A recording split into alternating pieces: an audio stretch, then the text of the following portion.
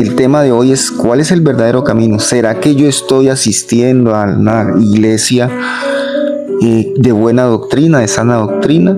¿Será que mi vida, mi transitar como cristiano está en el camino correcto?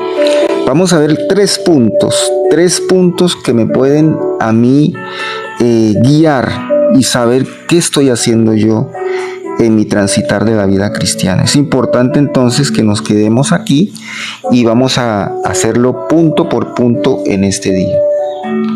Listo, me dicen que no pueden entrar al directo. Vamos a esperar un ratico a ver qué pasa. Yo estoy viendo internet, no he configurado nada, no hay problema. Vamos a ver qué pasa. Sigan intentando allí, enviando la invitación. Y ahorita cuando entremos en la sección de opinión, vamos a mirar. Entonces, el tema de hoy: ¿cuál es el verdadero camino? ¿Estoy transitando en el camino de Cristo? ¿Cuáles son las características de ese camino verdadero? Todo el mundo busca la verdad y hoy queremos mostrar esas características para que estemos atentos a lo que hacemos en nuestra vida cristiana, ¿no? Primer punto para descubrir el verdadero camino.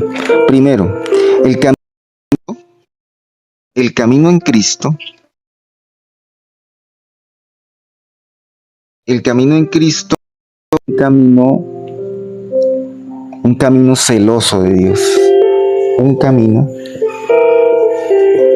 celoso de Dios.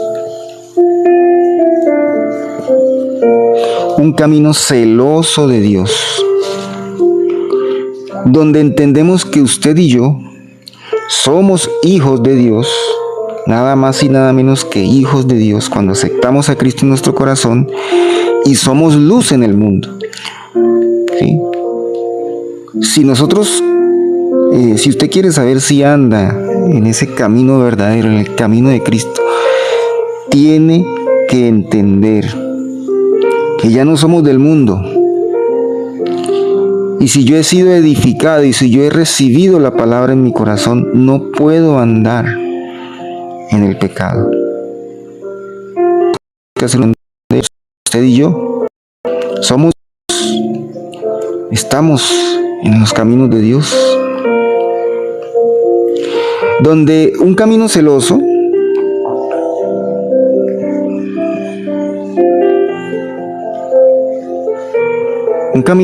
de Dios es donde nosotros entendemos que no estamos sino para preparar nuestras vidas para Dios, donde defendemos los principios de Dios, donde defendemos radicalmente la palabra de Dios y donde aplicamos la palabra de Dios en nuestras vidas y llevamos que otros apliquen y honren a Dios. ¿Sí? Donde hay principios, una vida, el camino verdadero, donde usted vive por principios de vida, donde usted no se aparta ni a derecha ni a izquierda, donde usted sabe qué es lo que Dios quiere de nosotros. ¿Cierto? ¿Qué quiere Dios de nosotros? Quiere que hagamos lo correcto y nos ha dado una conciencia. Ustedes y yo sabemos si estamos haciendo lo incorrecto, haciendo las cosas que a Dios le agrada, donde ponemos en práctica todos los días su palabra. Esa es la primera característica. Si leemos en el capítulo 11 que estamos leyendo, celosos de sus mandamientos. Y cuando ustedes lean Deuteronomio 28 y 29 y el capítulo 27 de Deuteronomio, si quieren vuélvanlo a leer o léanlo porque es el devocional de hoy, ¿no? Hoy leemos 2 Corintios 11, pero ustedes de manera personal, íntima y privada con Dios van a leer Job 17 y Deuteronomio 28 y 29. Léanlo después del devocional, tenemos una horita, o en la noche antes de dormir, en cualquier momento en que ustedes se sientan bien, tranquilos, apartados, del bullicio de la gente y demás, leamos la palabra. Y ustedes se van a dar cuenta que en el 26, 27, 28 y 29 de Deuteronomio habla de cómo nos va si nosotros no cumplimos lo que Dios quiere. Nos va mal. Pero cómo nos va si nosotros vamos en el camino correcto, siguiendo los mandamientos que Dios nos ha prescrito, nos va muy bien. Y son dos cosas muy opuestas. Lo bueno es bueno y lo malo es malo, ¿cierto? Entonces, en ese camino celoso de Dios no hay grises, no hay matices. No hay matices. No hay claroscuro, no. O es negro o es blanco. Y tenemos que aprender a andar en el camino de la luz. Y sacar de nuestra vida lo que no le agrade a Dios. Leamos entonces 2 Corintios 11, voy a leerlo en esta versión, y ustedes leen en la Valera del 60, vamos a leer una palabra de Dios para todos, y voy a leerles entonces a ustedes esta partecita.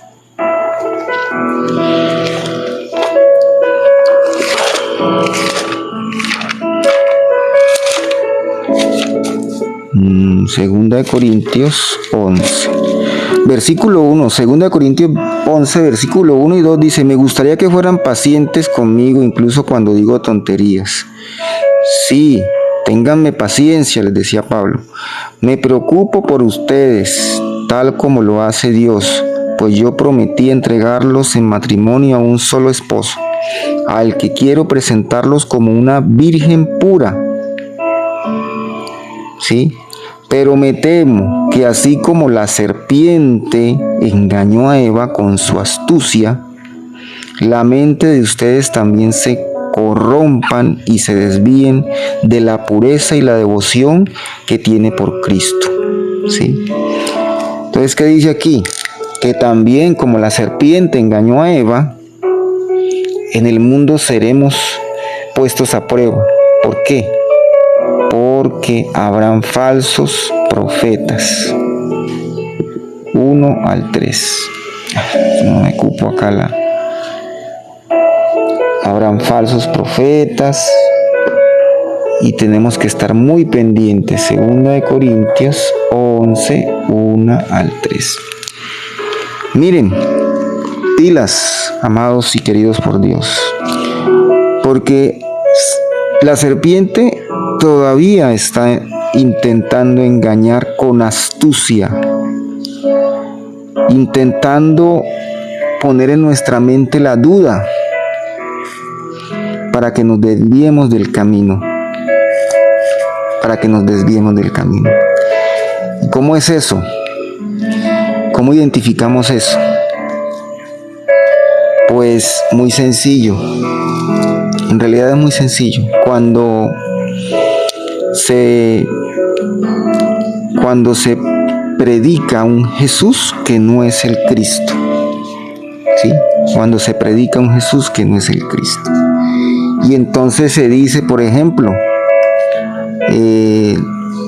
algunas religiones, algunos gnósticos o personas místicas le dirán a usted: Jesucristo vino a decirle, o vino a decirles que usted es Dios, que usted mismo es Dios, que usted se controla a sí mismo, que usted puede recibir la salvación por sí mismo, porque usted es como un Dios. Ese es el mismo tema de la serpiente, ¿cierto? Donde por usted mismo puede recibir paz, tranquilidad. ¿Sí? Por ejemplo, hay muchas corrientes espirituales donde se dice que los dioses de todos es el mismo Dios que de nosotros. Sí, los dioses de otras religiones es el mismo Dios de nosotros. No, así no es. El Dios de nosotros es el único Dios de Abraham, de Isaac, de Jacob, que está en la palabra. El Dios de la tierra prometida, donde salió allí el Mesías, del pueblo escogido. Ese es el Dios que nosotros predicamos. Pero pilas, no nos dejemos engañar con aquellos que dicen que nuestro Dios es el mismo Dios de los indios, que es el mismo Dios de los egipcios, que es el mismo Dios vengativo de los árabes, de los musulmanes, bueno, en fin. No es el Dios vengativo, no es el Dios por allá donde hay varios cielos. Inclusive hay una religión donde dice que usted se va al cielo y recibe muchas mujeres y se salva, ¿no? Pilas con esas doctrinas, porque el camino de Dios, en el camino de Dios, Dios es celoso y nosotros debemos ser celosos con la palabra de Dios. Entonces Pablo, en este capítulo, se quejaba ante ellos y decían, ustedes, prácticamente les decía Pablo, no sean tontos, ¿sí? Y si viéramos en el versículo 4, para que vean que estoy hablando verdad de lo que dice la palabra de Dios, no estoy inventándome nada. Dice en el versículo 4, dice, ustedes toleran sin quejarse a los que les dan un mensaje sobre Jesús distinto al que les hemos anunciado. Están dispuestos a aceptar un espíritu diferente al espíritu que ya recibieron, y también están dispuestos a recibir una buena noticia de salvación distinta a la que nosotros les enseñamos. Sí, a los que nosotros les enseñamos. Porque precisamente estaban llegando falsos profetas. ¿Y cómo uno identifica a esos falsos profetas? Cuando te dicen lo que tú quieres escuchar, ¿cierto? Cuando te dicen los que tú quieres escuchar, que vienen con show y te muestran un Jesucristo que no es el correcto. Segundo, vamos con la segunda parte, el verdadero camino. ¿Cómo identificar qué características tiene el camino verdadero? Se ejercita la autoridad espiritual. Se ejercita la autoridad espiritual.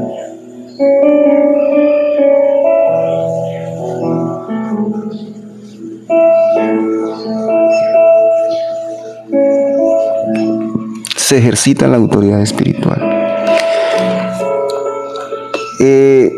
Por favor, cuando escuchen a alguien que dice no necesitamos una congregación, usted puede buscar a Dios solito,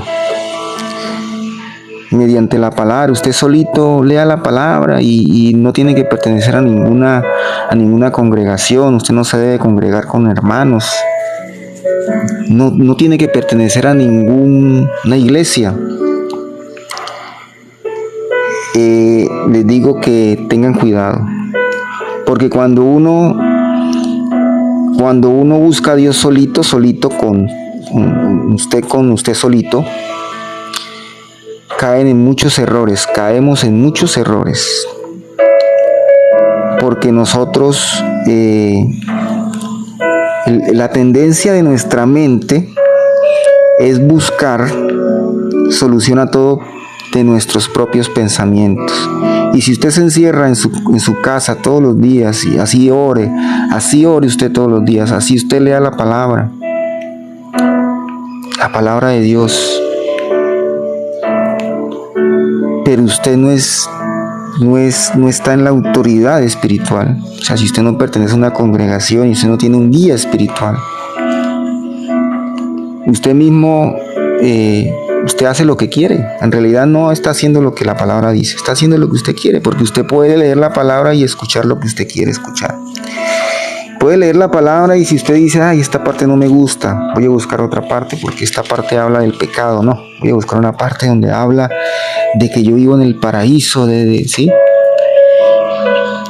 Cuando yo estoy en el verdadero camino, tengo que entender que estoy ejercitando la autoridad espiritual, donde alguien me dirige y tiene que ser alguien maduro espiritual, que lleve tiempo, que se le vean los frutos del Espíritu Santo, ¿sí? Se ejercita la autoridad en la congregación, porque la iglesia es el cuerpo de Cristo y el cuerpo de Cristo somos todos nosotros. Pero en ese cuerpo de Cristo, en ese cuerpo que es la iglesia, hay una organización, y a Dios le gusta el orden, le gusta que usted obedezca, que usted esté sujeto. Toda la iglesia está sujeta a la cabeza, que es Cristo, ¿cierto? Todos estamos sujetos a una obediencia absoluta, que es Cristo, que es Dios. Pero hay una obediencia relativa que tiene que estar uno sujeto también a una congregación, y allí hay una autoridad que es delegada por Dios. Nosotros tenemos que tener eso en cuenta. El camino verdadero es aquel camino donde se ejercita la autoridad. ¿Y por qué se lo digo? Pues vean el ejemplo, amados y queridos por Dios. Jesucristo tenía sus 12 discípulos y Jesucristo era autoridad allí en ellos. Y cuando Jesucristo ascendió a los cielos,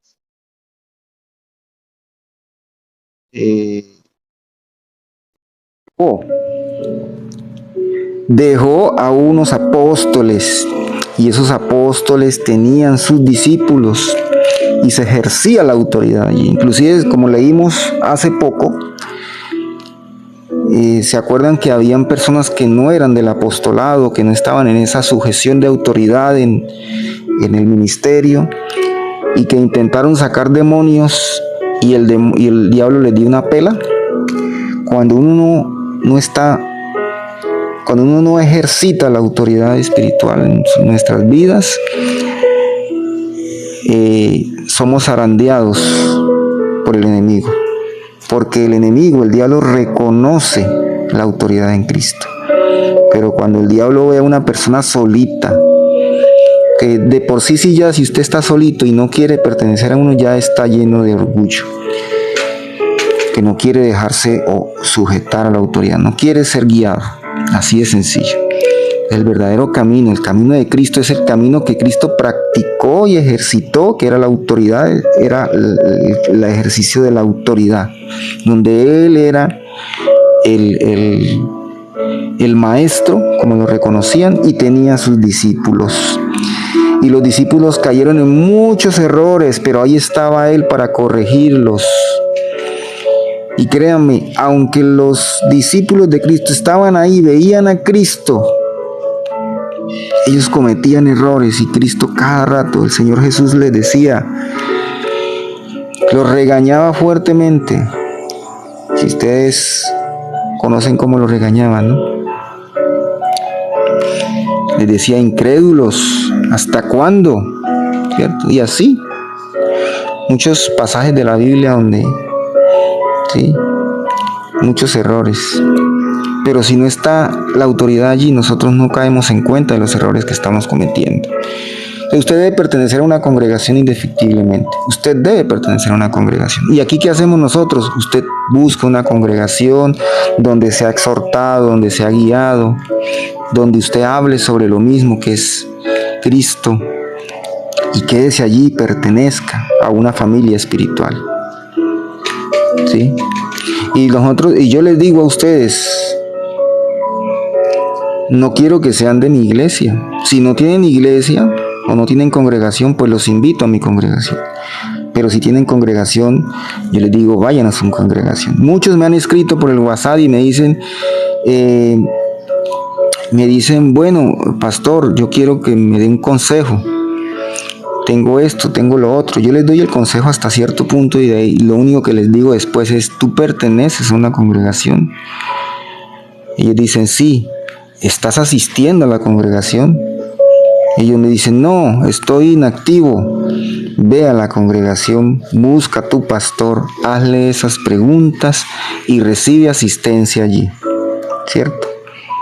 Porque yo, como líder de una congregación, no puedo pisotear el proceso que lleva otro pastor o otro líder con sus discípulos.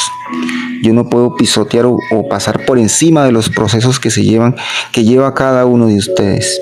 Y hagan este ejercicio, por ejemplo, si usted tiene sus hijos y usted le está enseñando algo y usted lo va formando, ¿usted quisiera que otro papá viniera y le enseñara a sus hijos? Que otro papá de otra familia viniera y le dijera qué hacer a sus hijos. ¿Cierto que no? Porque es que usted lleva con ellos y puede estropear ese proceso que ellos llevan, porque solo uno como padre sabe en qué proceso va el hijo. Solo uno de sus hijos. Entonces, hijos, amados por Dios, el verdadero camino en Cristo es donde se ejercita la autoridad, donde usted debe sujetarse a la autoridad y debe recibir consejo, debe recibir orientación. Vamos ahora a versicular este segundo punto. Segundo punto. Dijimos que se ejercita la autoridad espiritual, ¿cierto? Vamos a leer Efesios 4, 11, 16 para apoyar este Efesios 4.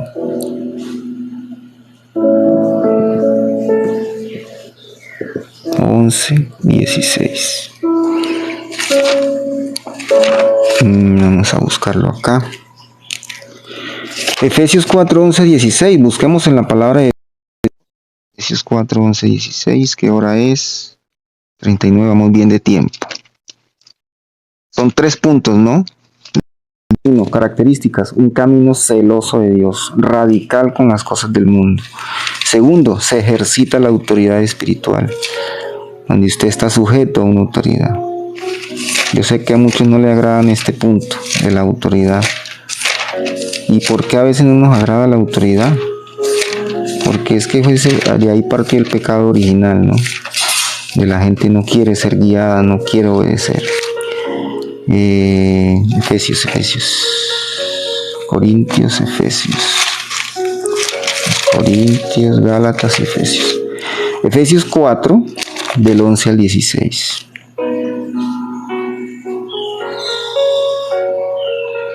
Aquí ya Hernán está escribiendo. Efesios 4, así preparó a los del pueblo santo para un trabajo de servicio para la edificación. Sí, Señor, así es. Efesios 4, 11, 16. Voy a leerlo en esta versión. Hernán lo escribiendo en otra versión. Dice así: Cristo mismo le dio dones a la gente. A unos el don de ser apóstoles, a otros el don de ser profetas, a otros el de anunciar la buena noticia de salvación y a otros el de ser pastores y maestros. Él dio estos dones para preparar a su pueblo santo para el trabajo de servir y fortalecer al cuerpo de Cristo. ¿Listo? Entonces hay dones espirituales y en 1 Corintios 12 también ustedes leen todo el capítulo 12, se darán cuenta cómo es la iglesia, el cuerpo de Cristo. Pues en ese cuerpo hay pastores, hay profetas, en ese cuerpo hay apóstoles, bueno, que los apóstoles fueron en su tiempo, que están ¿para qué? Para anunciar la buena noticia de salvación. Y a otros el de ser pastores y maestros. Él le dio los dones para preparar a su pueblo santo para el trabajo de servir y fortalecer el cuerpo de Cristo. Dio esos dones, maestros, pastores, para fortalecer el cuerpo de Cristo. ¿Sí? Entonces se ejercita la autoridad. Si ustedes leen 1 Corintios 12, para aquellos que tienen dudas, que dicen que ¿cómo así? Si yo no tengo que pertenecer a una iglesia para desarrollarme como cristiano. No, usted tiene que buscar una congregación. Tiene que quedarse allí, por favor, no anden de congregación en congregación. Yo sí estuve en varias congregaciones porque tenía esa necesidad de buscarle y quería estar en un lugar. Y sí, después de tanto recorrer encontré una, pero ahí me quedé. Entonces, sí está bien de pronto usted esté buscando una congregación y no se sienta cómodo. Pues cuando la encuentre, quédese allí y no vaya a creer que va a ser perfecta, porque las familias no son perfectas.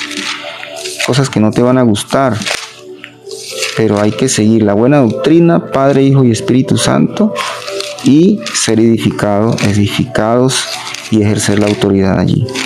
Si ustedes leen el capítulo 12 de 1 Corintios, del 12 al al 31 van a darse cuenta cómo es esto del cuerpo de Cristo. ¿Sí? Léanlo. Todos ustedes, en el 27 dice, todos ustedes son el cuerpo de Cristo y cada uno es una parte de ese cuerpo en la iglesia. Dios puso primero a los apóstoles y luego a los profetas y luego a los maestros. También elegí a algunos para hacer milagros, a otros para tener dones de sanar a enfermos, a otros para ayudar a los demás, a otros para dirigir, a otros para hablar lenguas. No todos son apóstoles, no todos son profetas, ni todos son maestros. No todos pueden ser milagros, ni todos tienen el don de sanar a enfermos. No todos pueden hablar en lenguas, ni todos pueden interpretar. Busquen tener los dones del Espíritu que ustedes consideren mejores. Pero yo quiero mostrarles una manera de vivir que es mucho mejor. Y por aquí dice también que dice, en el 26, si una parte sufre, recuerden que la parte, cada uno somos una parte, si una parte sufre, todas sufren. Igualmente, si una parte recibe honor, todas las partes comparten su alegría. Entonces, en el ejercicio de la autoridad en el cuerpo de Cristo, uno está apoyado, se apoyan los unos en los otros como una sola unidad, y allí se ejercita la autoridad. ¿Listo? Y finalmente, tercero, espere aquí, y así es. Entonces, y recuerden que el fundamento de todo es Cristo. Fundamento de todo es Cristo. Ahora, si yo estoy en una congregación y llevo mucho tiempo y mi vida sigue siendo la misma que cuando entré y no he recibido o no he visto cambio en mí, o los demás han visto cambio en mí, se tiene que evaluarse. Se tiene que evaluarse si qué está haciendo, qué es lo que está faltando allí, porque no podemos estar estancados en el espíritu. Si es que no estamos en buena doctrina, no estamos en una iglesia de buena doctrina, o somos nosotros que no estamos ejerciendo la doctrina de Cristo, ¿cierto? Hay que mirar, hay que evaluarse. Listo, entonces vamos con el tercer punto y último punto para darles paso a ustedes y escuchar sus comentarios que me complementen en lo que estamos hablando. Realizan la obra y se ven milagros, y esto es lo que estaba hablando precisamente. Se realiza la obra.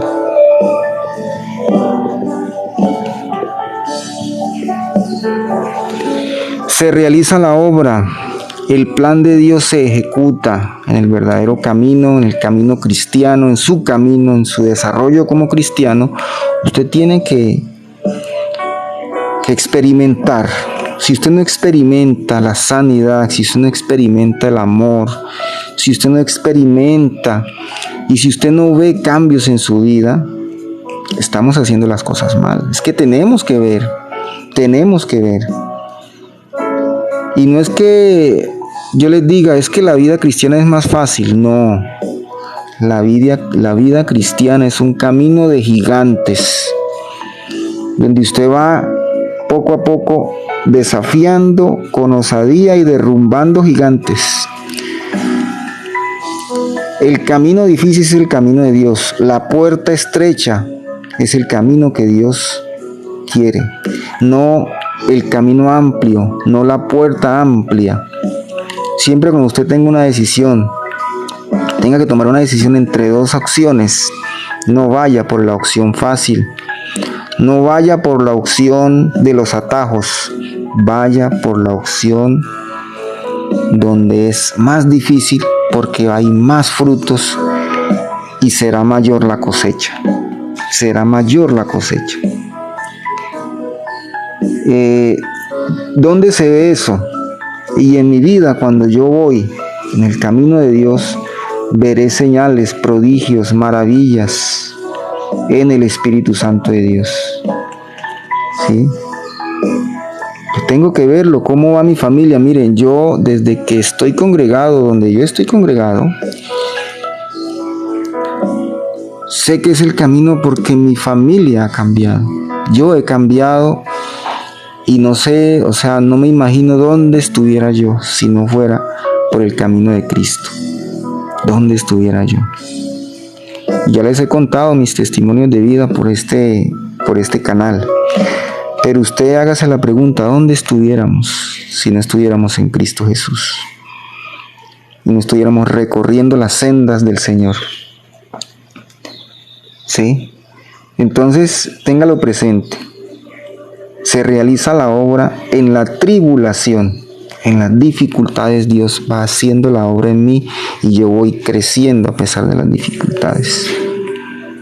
Y yo doy gracias a Dios por las dificultades y yo doy gracias a Dios por las tribulaciones, porque las tengo para medir mi fe y para sobresalir y formarme y crecer. Pero tengo que ver la obra en mí, tengo que ver la obra. Pero si yo sigo siendo el mismo grosero, el mismo altanero, sigo siendo el mismo con mis padres, sigo teniendo las mismas discusiones, las mismas sensaciones, no estamos haciendo nada, estamos perdiendo el tiempo. Entonces, donde la obra se hace, donde la obra de Dios se hace en mí, en mi familia, donde yo veo familias restauradas, donde yo veo cambios en mi trabajo, cómo hago las cosas en mi trabajo, donde ya yo no practico el pecado, donde yo le cerré las puertas al enemigo, es donde yo veo, estoy en el camino porque estoy recibiendo señales, prodigios, maravillas, milagros en mi vida, aunque pequeños o grandes, pero milagros en mi vida. ¿Sí? Y seguimos leyendo, si quieres sigamos leyendo para terminar, 2 Corintios 11:4 al 8. Vamos a leer 2 Corintios 11:4 al 8 y voy con ustedes. Ya es tarde, se me hizo tarde ya. 2 Corintios 11:8-9 dice así. Dice, les anuncié, 8:9 no, 4:8. Ustedes toleran sin quejarse a los que les dan su mensaje sobre un Jesús distinto al que les hemos anunciado.